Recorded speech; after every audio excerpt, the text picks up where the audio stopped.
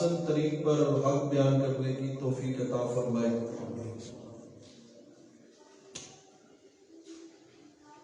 سامعین گرامی قدر، اللہ کریم نے مسلمانوں کو پہلے معرکے میں جو حق اور باطل کا پہلا معرکہ تھا، جسے غزوہ بدر کہا جاتا ہے، عظیم الشان فتح سے ہمکنار کیا۔ 70 کے قریب بڑے بڑے کافر مردار ہوئے، 70 کے قریب گرفتار ہوئے۔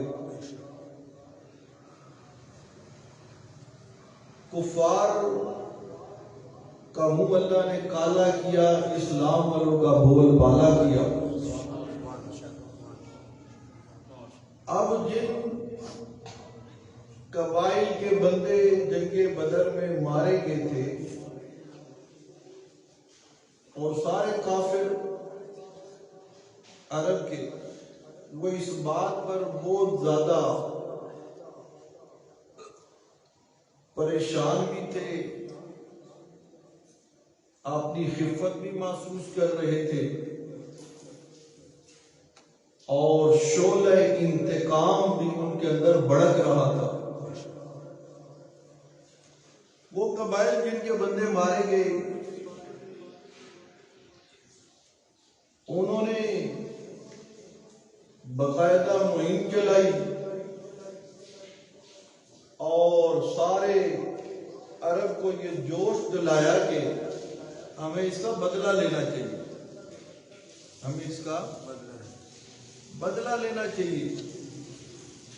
انہوں نے اسی بدلے اور انتقام کے نشے میں ایک لشکر جرار تیار کیا، جس کی تعداد 3000 تھی، اور وہ 3000 کا لشکر لے کر انہوں نے مسلمانوں پر چڑھائی کے ارادے سے سفر شروع کر دیا۔ نبی پاک صلی اللہ علیہ وسلم کو کوئی پتہ نہیں۔ حضرت عباس رضی اللہ تعالی عنہ جو ابھی مکہ میں تھے، کہاں تھے؟ مکہ میں۔ انہوں نے ایک قاصد کے ذریعے نبی پاک صلی اللہ علیہ وسلم کو اطلاع کروائی کہ کفار تو اس طرح کا جو ہے وہ لشکر لے کر آ رہی ہیں، 3000 ان کی تعداد ہے، اور وہ آپ پر حملہ آور ہونا چاہتی ہے۔ نبی پاک صلی اللہ علیہ وسلم کو جب اس قاصد کے آنے سے معلوم ہوا، قاصد کے آنے سے معلوم ہوا کہ کفار تو اتنا لشکر لے کر آ رہی ہیں اور ہم پر حملہ آور ہونا چاہتی ہیں، تو نبی پاک صلی اللہ علیہ وسلم نے صحابہ کرام کے ساتھ مشورہ کیا۔ کیا کیا؟ مشورہ کیا۔ سبحان اللہ! نبی پاک ساری کائنات کے سردار، رحمت للعالمین، شفیع المذنبین، امام الاولین والآخرین، جن سے مشورہ کر رہی ہیں ان کی کیا شان ہو۔ یعنی نبی پاک صلی اللہ علیہ وسلم کو اپنے صحابہ پر کیا ہے؟ اعتماد۔ بات سمجھ آ رہی ہے؟ کیا ہے؟ اعتماد۔ اپنے یاروں کے ساتھ، اپنے اصحاب کے ساتھ مشورہ کیا۔ یہ پہلا موقع تھا کہ نبی پاک صلی اللہ علیہ وسلم نے رئیس المنافقین عبداللہ بن ابی بن سلول نبی پاک صلی اللہ علیہ وسلم کا بڑا دشمن، منافقین کا سرغنہ، اس سے بھی مشورہ لیا کہ بھئی تو بتا کیا کرنا چاہیے، کیا کرنا چاہیے۔ نبی پاک صلی اللہ علیہ وسلم کا اپنا ذہن یہ تھا کہ ہمیں مدینے ہی کے اندر رہ کر ان کافروں کا مقابلہ کرنا چاہیے، اپنا دفاع کرنا چاہیے۔ یہی رائے جناب صدیق اکبر کی، یہی رائے جناب عمر فاروق کی، اور یہی رائے عبداللہ بن ابی بن سلول کی بھی تھی۔ اس نے کہا بالکل ایسے ہی ہونا چاہیے، ہمیں باہر نہیں نکلنا چاہیے، مدینے میں رہ کے دفاع کرنا چاہیے۔ مگر چند وہ نوجوان صحابہ کرام جو کسی وجہ سے غزوہ بدر میں شریک نہیں ہو سکے، جذبہ جہاد میں تڑپا رہا تھا، ان کے جذبات بڑے بلند تھے جہاد کے حوالے سے، شوق شہادت میں تڑپا رہا تھا۔ انہوں نے کہا یا رسول اللہ صلی اللہ علیہ وسلم، ہمیں باہر نکل کر دشمن کا مقابلہ کرنا چاہیے، کئی دشمن ہمارے بارے میں بزدلی کا خیال نہ کرے کہ ڈر گئے ہیں، باہر نکلنا چاہیے۔ خیر آپس میں رائے کے اندر کیا ہو گیا؟ اختلاف۔ رائے کے اندر کیا ہو گیا؟ اختلاف ہو گیا۔ مقابلہ سب کرنا چاہتے ہیں، جہاد کے لیے سب تیار ہے، بات سمجھ آ رہی ہے؟ رائے کے اندر کیا ہوا؟ اختلاف ہوا۔ اب اسی رائے کا اختلاف جاری تھا، اللہ کے نبی صلی اللہ علیہ وسلم گھر میں تشریف لے گئے، آپ صلی اللہ علیہ وسلم نے زرہ پہنی، ہتھیار اٹھائے، سبحان اللہ، ہتھیار اٹھائے، اللہ کے نبی صلی اللہ علیہ وسلم نے بیت تشریف لے آئے۔ وہ صحابہ کرام جو یہ کہہ رہے تھے کہ جی باہر نکل کے ہمیں مقابلہ کرنا چاہیے، ان کے ذہن میں آیا کہ اللہ کے نبی صلی اللہ علیہ وسلم کو شاید یہ ہماری بات اچھی نہیں لگی، اور نبی پاک صلی اللہ علیہ وسلم ہی کی رائے پر عمل ہونا چاہیے۔ انہوں نے کہا یا رسول اللہ، ہم بھی اپنی رائے بدلتے ہیں، مدینے میں رہ کر ان کا مقابلہ کرنا چاہیے۔ اگر توجہ کیجئے گا، نبی پاک صلی اللہ علیہ وسلم کا جواب سنیے گا ذرا۔ اللہ کے نبی صلی اللہ علیہ وسلم نے فرمایا کہ یہ کسی نبی کی شان نہیں ہے کہ وہ ایک دفعہ زرہ پہن لے، ہتھیار اٹھا لے اور کافروں سے مقابلہ کیے بغیر اتار دے۔ سبحان اللہ، سبحان اللہ۔ میں ایک نبی کی شان نہیں ہے، اب میں نے زرہ پہن لی ہے، ہتھیار اٹھا لی ہے، اب چلو نکلتے ہیں باہر، اور باہر نکل کر دشمن کا مقابلہ کرتے ہیں۔ نبی پاک صلی اللہ علیہ وسلم 1000 کا لشکر لے کر کفار سے مقابلے کے لیے نکلے، عہد کے مقام پر پہنچے، فجر کی نماز کا ٹائم ہے، فجر کی نماز کا ٹائم ہے۔ عبداللہ بن ابی بن سلول رئیس المنافقین اپنے 300 ساتھیوں کو لے کر وہاں سے واپس ہونے لگا۔ توجہ، منافق کی چال دیکھیے آپ، وہاں سے نکلنے میں ساتھ ہے، جب نکل آئے میدان جنگ میں پہنچ گئے، صبح فجر کے ٹائم آپ نے 300 ساتھیوں کو لے کر وہاں سے واپس ہونے لگا، کہنے لگا کہ جب ہماری رائے کو نہیں مانا گیا تو تو ہم اپنے آپ کو ہلاکت میں کیوں ڈالیں؟ ادھر ساز و سامان کی بھی کمی ہے، تعداد بھی 1000 ہے، وہاں مقابلے میں ساز و سامان بھی زیادہ ہے، تعداد بھی 3000 ہے۔ میں اپنے آپ کو، اپنے دوستوں یاروں کو ہلاکت میں نہیں ڈالنا چاہتا۔ نبی پاک صلی اللہ علیہ وسلم کو، صحابہ کرام کو وہاں میدان میں چھوڑ کر یہ منافق واپس ہونے لگے۔ یہاں سے روافض کی ابتدا ہو رہی ہے۔ کن کی؟ روافض کی ابتدا ہو رہی ہے۔ رفض یرفض، اس ٹولے کو، اس گروہ کو، اس جماعت کو کہتے ہیں جو اپنے امیر کو، اپنے قائد کو چھوڑ کر پیٹھ پھیر جاتا ہے، اور جو میدان جنگ میں اپنے قائد کو، اپنے امیر کو پیٹھ دکھاتا ہے، اسے رافضی کہتے ہیں، انہیں روافض کہا جاتا ہے۔ اور یہاں سے ابتدا ہوئی، پھر یہی نسل عبداللہ بن ابی بن سلول کی آگے چلی۔ انہوں نے جناب صدیق اکبر کی خلافت کو بھی چھوڑ دیا، جناب فاروق اعظم کی خلافت کو بھی چھوڑ دیا، نہیں مانا۔ انہوں نے حضرت عثمان ابن عفان رضی اللہ تعالی عنہ کی خلافت کو بھی تسلیم نہیں کیا۔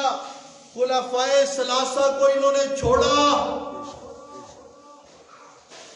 انہیں کہتے ہیں رافضی۔ انہیں کیا کہتے ہیں؟ بولیے بولیے، کیا کہتے ہیں؟ رافضی۔ یہ ہے وہ روافض جن کے کفریہ عقائد میں سے، افعال میں سے، اعمال میں سے، گناہ جرائم میں سے ایک جرم یہ کہ انہوں نے امیر المومنین جناب صدیق اکبر رضی اللہ تعالیٰ عنہ، امیر المومنین حضرت عمر فاروق رضی اللہ تعالیٰ عنہ، امیر المومنین حضرت عثمان ابن عفان رضی اللہ تعالیٰ عنہ کو چھوڑ دیا۔ ان کی امارت کو نہیں مانا، ان کی قیادت کو، ان کی خلافت کو نہیں مانا۔ توجہ کیجئے، اب جب یہ 300 وہاں سے نکلے تو اوس اور خزرج، یہ دو قبیلے مسلمانوں کے، یہ وہاں موجود تھے۔ ان کے دل کے اندر بھی یہ خیال پیدا ہوا، ایک انسانی طبیعت اور فطرت کے مطابق، کہ بھئی یہ 300 میں چھوڑ کے ادھر 3000 ہے، یہ ہمیں 300 چھوڑ کے ہم 700 رہ گئے۔ ان کے دل کے اندر کم ہمتی پیدا ہونے لگی۔ توجہ کیجئے گا، تھے مسلمان، تھے مومن، اب وہ 300 رئیس المنافقین اور اس کے یار چھوڑ کے چلے گئے، نکل گئے، دفع ہو گئے۔ ادھر ایمان اندر ہے، کمزوری پیدا ہوئی۔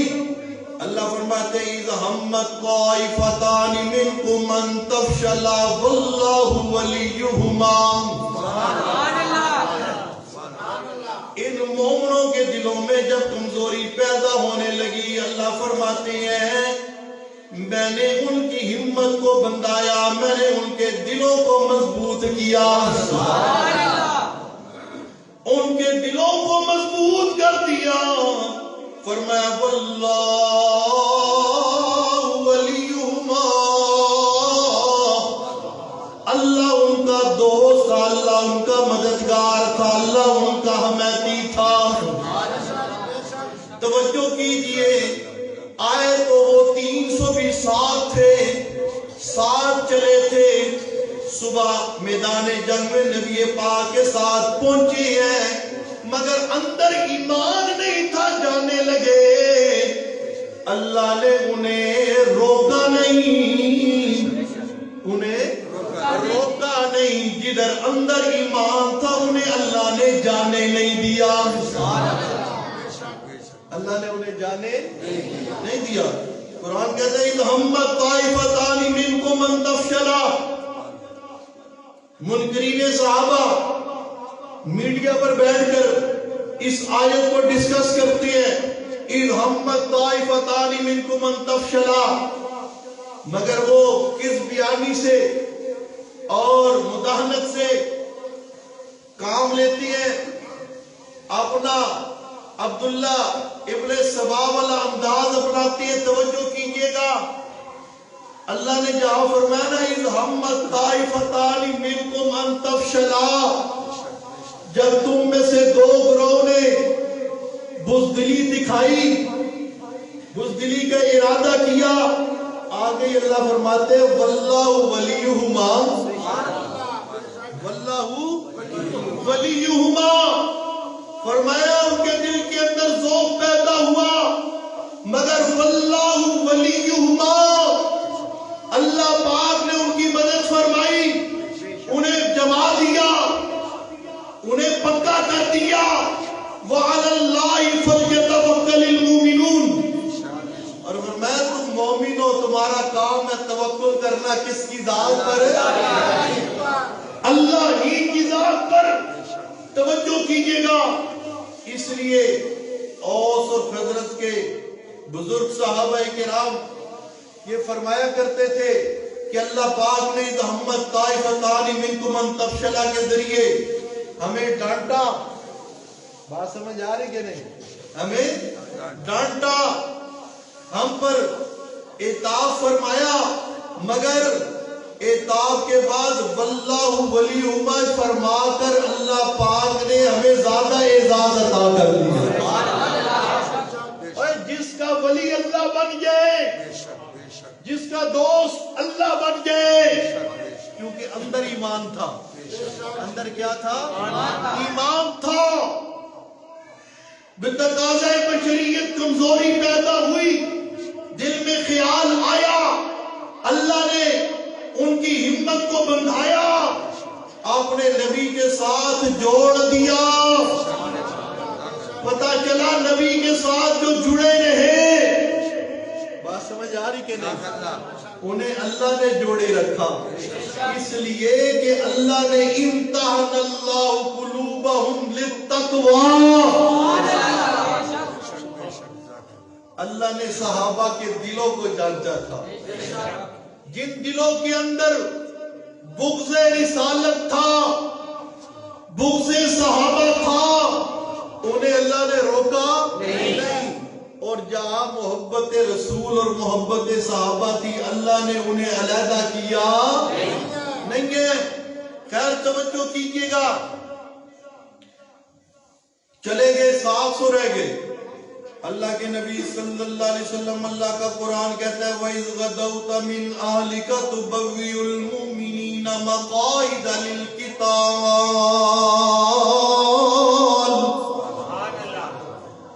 وَإِذْ غَدَوْتَ مِنْ أَهْلِكَ، اور جب صبح سویرے آپ نکلے من أَهْلِكَ اپنے گھر والوں کو چھوڑ کر، اور کیا کر رہے تھے؟ تُبَوِّئُ الْمُؤْمِنِينَ، ایمان والوں کو بٹھا رہے تھے، جما رہے تھے، ان کی صفیں درست فرما رہے تھے۔ او میرے پیارے پیغمبر، کس چیز کے لیے صفیں درست فرما رہے تھے؟ کس چیز کے لیے بٹھا رہے تھے؟ چلا کرنے کے لیے؟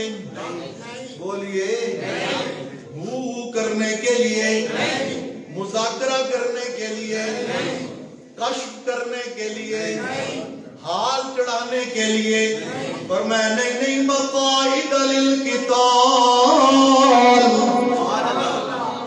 مقاعد للقتال، صبح سویرے پیارے پیغمبر مومنین کو جما رہی ہیں، بٹھا رہی ہیں، للقتال، لڑائی کے لیے، جہاد کے لیے۔ کس کے لیے؟ نبی کی سنت تو یہ ہے، بات سمجھ آ رہی کہ نہیں؟ نبی کی سنت کیا ہے؟ تُبَوِّئُ الْمُؤْمِنِينَ مقاعد للقتال، کہ اللہ کے پیارے پیغمبر ایمان والوں کو بٹھا رہی ہیں، صفے درست فرما رہے ہیں، کس کے لیے؟ للقتال، جہاد کے لیے۔ نبی پاک جہاد کے لیے صفے درست کروائے، ایمان والوں کو بٹھائے، جمائے، ٹھہرائے، اور نام نہاد مبلغین کہے کہ جہاد قتل انسانیت ہے۔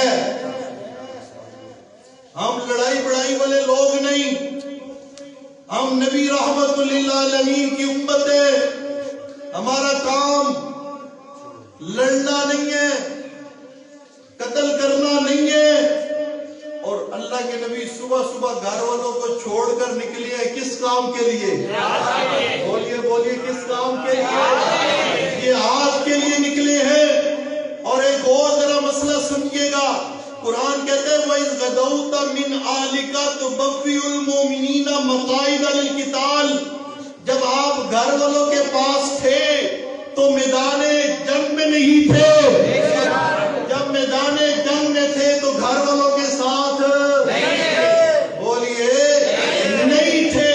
ہر جگہ موجود، ہر جگہ حاضر اور ناظر ذات ہے تو کس کی ہے؟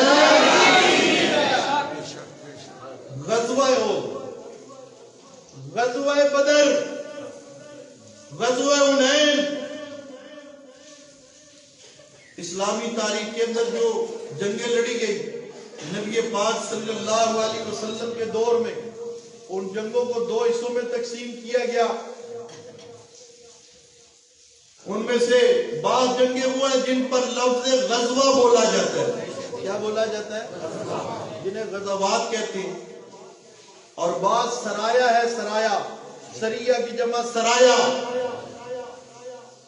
غزوہ، توجہ کیجئے گا، وہ جنگ، وہ جہاد کا سفر جس میں خود نبی پاک صلی اللہ علیہ وسلم نے خود بے نفس نفیس شرکت کی ہو، آپ کمانڈر ان چیف بن کے باہر نکلے ہو، آپ نے زرہ پہنی ہو، ہتھیار اٹھائے ہو، خود ایمان والوں کی قیادت کی، اسے کیا کہتی ہے؟ کیا کہتی ہے؟ غزوہ۔ اور سریہ، سرایا، وہ جنگی اسفار، وہ جنگی سفر جن میں نبی پاک صلی اللہ علیہ وسلم کو تشریف نہیں لے گئے، آپ نے اپنے کسی صحابی کو کمانڈر بنا کے بھیجا، امیر بنا کے بھیجا، اس کی امانت میں مسلمانوں کو روانہ کیا۔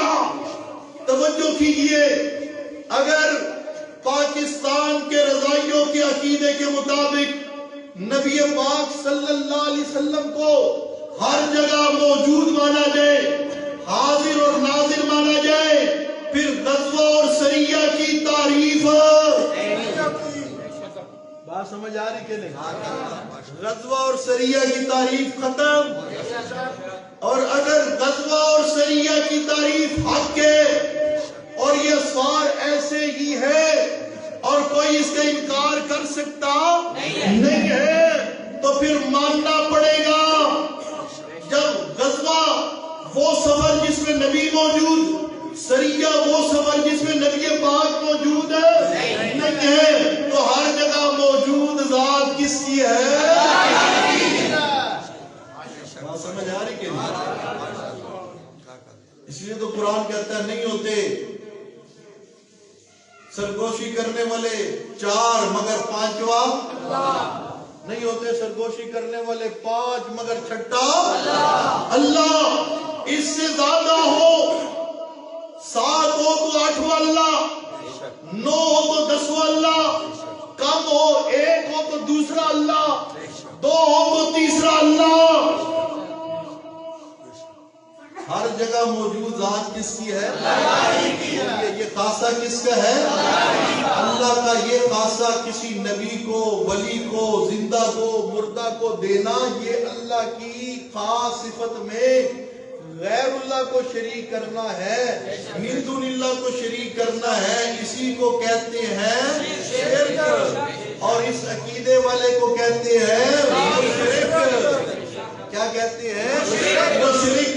اور مشرک جو ہوتا ہے انما المشرکون نجاس. بات سمجھ آ رہی کہ نہیں؟ مشرک کون ہوتا ہے؟ مشرک کون ہوتا ہے؟ پلید ہوتا ہے پلید.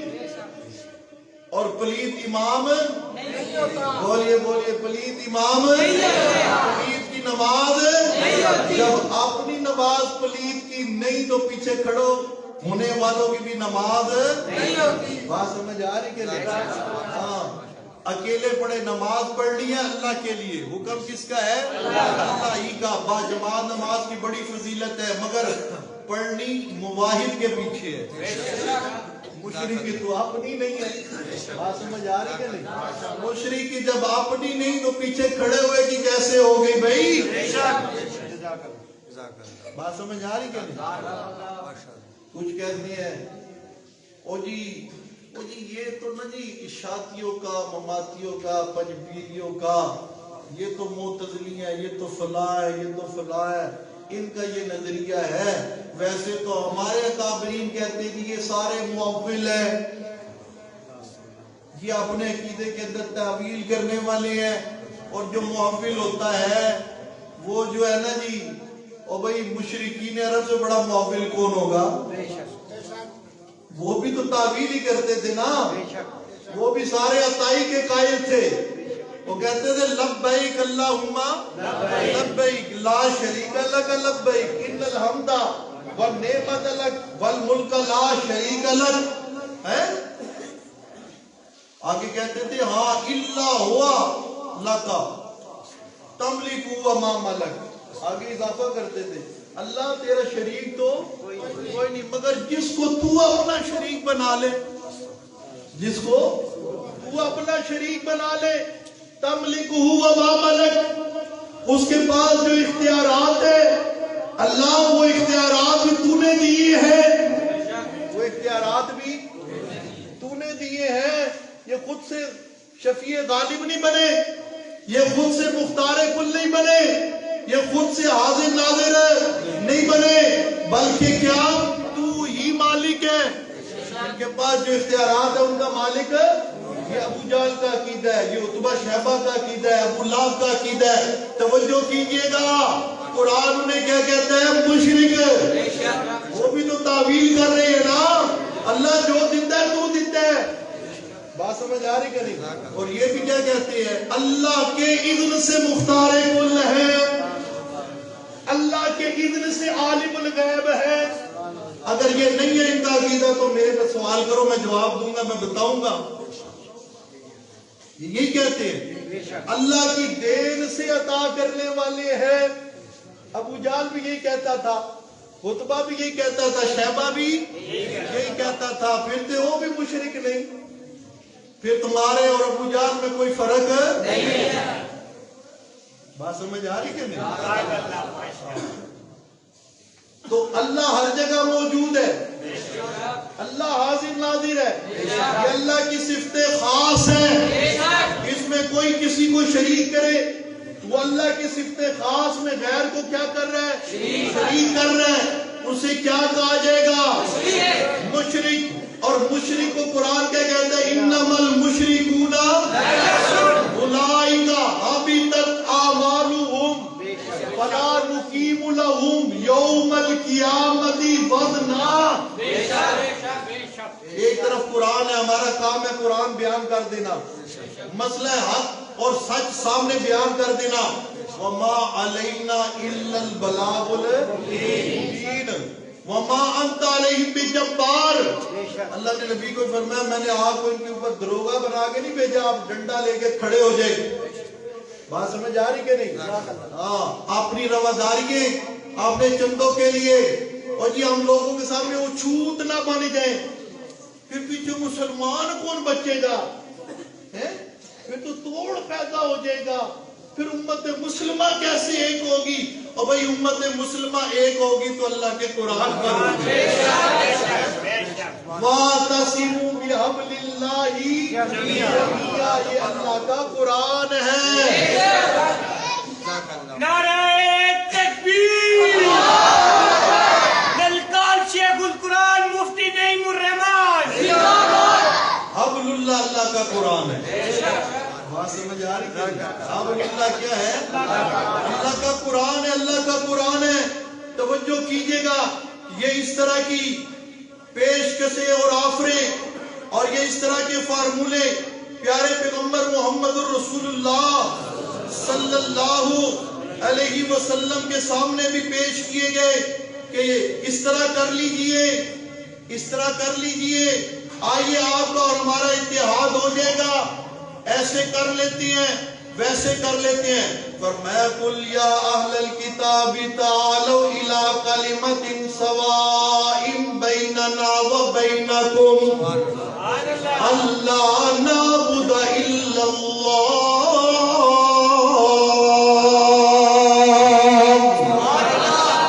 ولا نشرک به شیئا ولا يتخذ بعضنا بعضا اربابا من دون اللہ.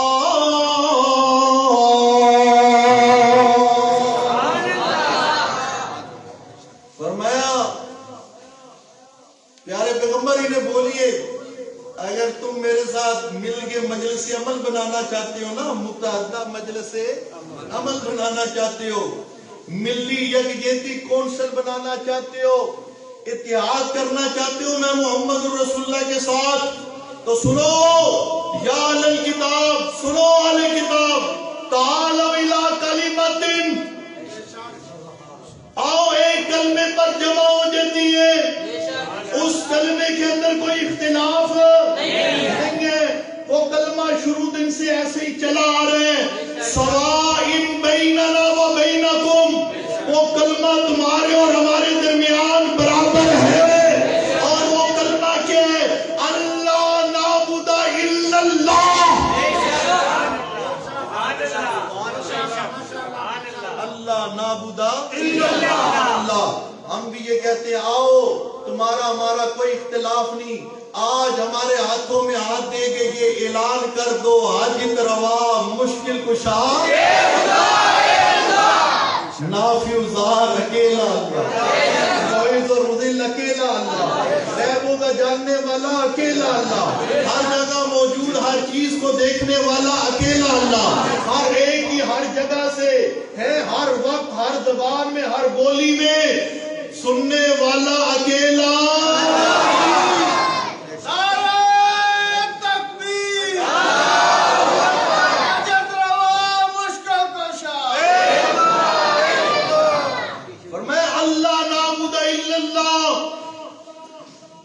کلمہ ایک ہی ہے, اتحاد ایک ہی نقطے پر ہو سکتے ہیں کہ تم نے بھی اور ہم نے بھی کسی کی عبادت نہیں کرنی, عبادت کرنی ہے کس کی؟ اللہ کی. وَلَا نُشْرِكَ بِهِ شَيْئًا, وَلَا نُشْرِكَ بِهِ شَيْئًا, اور اللہ کے ساتھ کسی شے کو ذرے برابر کو بھی شریک نہیں کرنا, نہیں کرنا, نہیں کرنا. اور اگلی بات سنیے گا, فرمایا وَلَا يَتَّخِذَ بَعْضُنَا بَعْضًا أَرْبَابًا مِّن دُونِ اللَّهِ,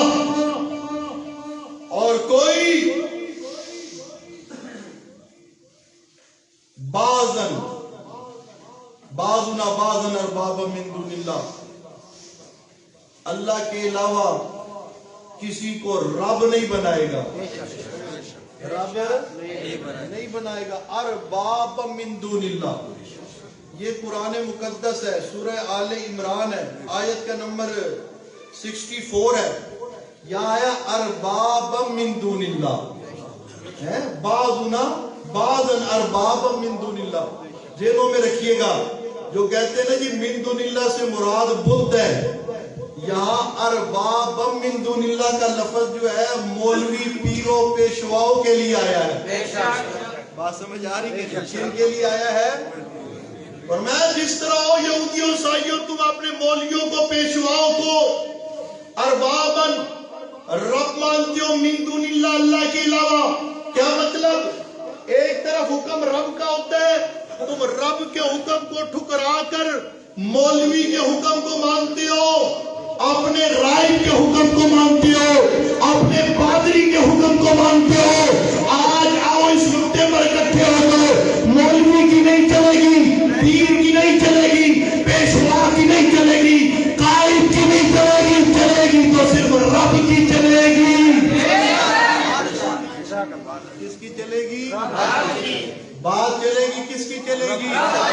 رب کی چلے گی۔ اللہ کے قول کے مقابلے میں، رسول اللہ کے قول کے مقابلے میں اپنے مولوی اور پیشوا اور بڑے اور اپنے امیروں اور اپنے بزرگوں کی باتوں کو چلانے والا کو رب کے علاوہ، اللہ رب کے علاوہ اور رب بنا رہا ہے۔ بات سمجھ آ رہی کہ نہیں؟ اور رب کون ہے؟ اکیلا اللہ۔ رب کون ہے؟ اکیلا ان اللہ ربی و ربکم فاعبدوہ ھذا صراط مستقیم۔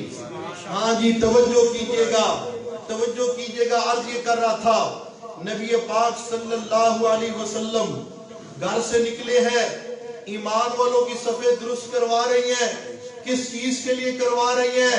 للقتال۔ کس کے لیے؟ للقتال۔ یہ نبی پاک کی سیرت کا پہلو ہے۔ یہ میرے نبی پاک صلی اللہ علیہ وسلم کی زندگی کا ایک بڑا حصہ 82 جنگیں، کتنی؟ 82 نبی پاک صلی اللہ علیہ وسلم کی زندگی میں لڑی گئی 82 جنگیں۔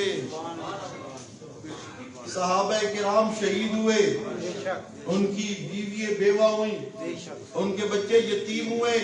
اب اس جہاد کو کوئی قتل انسانیت کا نام دے دے یا فرقہ واریت کا نام دے دے یا ٹیررسٹ کہے جہاد کرنے والوں کو، یا اسے ٹیررزم کا نام دے دیا جائے، وہ نبی پاک صلی اللہ علیہ وسلم پر بھی الزام لگا رہا ہے، وہ اللہ کے حکم کو بھی ٹھکرا رہا ہے، وہ صحابہ کرام کی قربانیوں کو بھی ٹھکرا رہا ہے۔ ایسا کہنے والا جب تک توبہ نہیں کرتا بہت بڑا ظالم لعنتی لعین ہے۔ جاری کہ نہیں؟ جہاد اللہ کا حکم ہے۔ کس کا حکم ہے؟ اللہ کا حکم ہے۔ آج فلسطین سے مسئلہ کیا ہے؟ بات سمجھ آ رہی کہ فلسطینی مسلمانوں سے کیا مسئلہ ہے کہ انہوں نے الہ کلمت اللہ کے لیے جہاد کا علم بلند کیا ہوا ہے۔ آج وہ بھی غیر کی کو جو ہے حکمرانی کو تسلیم کر لے، یہودیوں کی حکمرانی کو کیا کر لے؟ تسلیم کر لے، بے غیرت مسلمان بن جائے، ان کا کوئی رولا نہیں رہتا۔ مگر اللہ نے انہیں غیرت ایمانی سے ایسا سرشار کیا ہے، اپنے ہاتھوں سے اپنے بچوں کو دفنانے کے بعد پھر کلاشن کوف ہاتھ میں لیے میدان جنگ میں نکل آتے ہیں۔ اللہ ان کے جذبوں کو سلامت رکھے، اللہ ان کی ہمتوں کو مزید تقویت عطا فرمائے، اللہ ان کی غیب سے مدد فرمائے، اور اللہ ہمارے مسلمانوں کو بھی وہ غیرت نصیب فرمائے، مسلمان حکمرانوں کو بھی وہ غیرت عطا فرمائے۔ یہ تو ایسے بے غیرت ہو چکی ہے، ان کی پروڈکٹس کا بھی جو ہے یہ ابھی تک اعلان نہیں کیا بائیکاٹ کا، انہوں نے سرکاری سطح پر ہوا ہے، پابندی لگنی چاہیے نہیں لگنی چاہیے؟ اگر وہ نہیں لگا رہے تو میرے اور آپ کے اندر تو اتنی غیرت ہونی چاہیے نا، جہاں تک عمل ہو سکے کرنا چاہیے نہیں کرنا چاہیے؟ کوئی اللہ کے ہاں پیش بھی تو ہونا ہے نا۔ اگر ہم ان کی مدد کے لیے اسلحہ اٹھا کے نہیں پہنچ سکتے، وسائل نہیں ہے، اجازت نہیں ہے، تو کیا ہم جو مال ان کے خلاف خرچ ہو رہا ہے، جو پیسہ ان کے خلاف لگ رہا ہے، اس میں سے اپنا حصہ جو ہے وہ بند کر سکتے کہ نہیں کر سکتے؟ اس لیے جتنی بھی اسرائیلی مصنوعات ہیں، پروڈکٹس ہیں، ان کا کیا کرنا ہے ہم نے؟ اور دکانداروں کو چاہیے وہ مال اپنی دکان پر نہ رکھے۔ کس کی رضا کے لیے؟ کاروبار میں برکت دینے والا کون ہے؟ کاروبار کی حفاظت کرنے والا کون ہے؟ نفع دینے والا کون ہے؟ مالک کون ہے؟ اللہ کے لیے یہ قربانی دے، اللہ آپ کو رنگ لگا دے گا۔ آپ اللہ کے لیے یہ چیزیں چھوڑیے، انشاءاللہ اللہ آپ کی زندگی میں جان و مال میں اولاد میں برکتیں عطا فرمائے گا۔ ایک مسلمان مجاہد کے ساتھ آپ کی یہ ہمدردی اور یہ عمل انشاءاللہ آپ کی نجات کا باعث بنے گا انشاءاللہ۔ اللہ پاک ہمیں عمل کی توفیق عطا فرمائے۔ یہ جنگ احد کے باقی مناظر قرآن کی روشنی میں انشاءاللہ اگلے جمعے